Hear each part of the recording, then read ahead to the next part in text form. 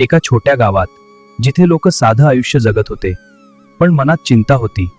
पाऊस नव्हता, शेत वाळत होतं आणि आशा संपत होती. गावात गायी होत्या, शेत होतं, पण समाधान नव्हतं.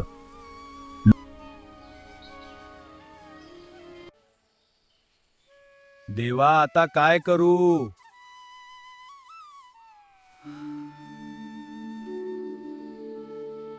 त्या दिवशी एक संत गावात आले.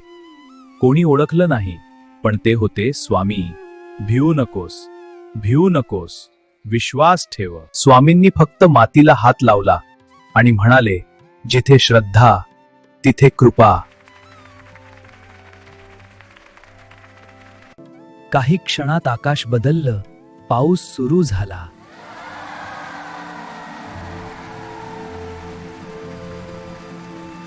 गावात पुन्हा आनंद आला.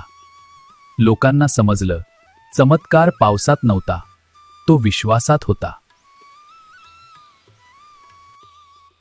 मन शांत ठेवा, श्रद्धा ठेवा, सर्व ठीक होईल.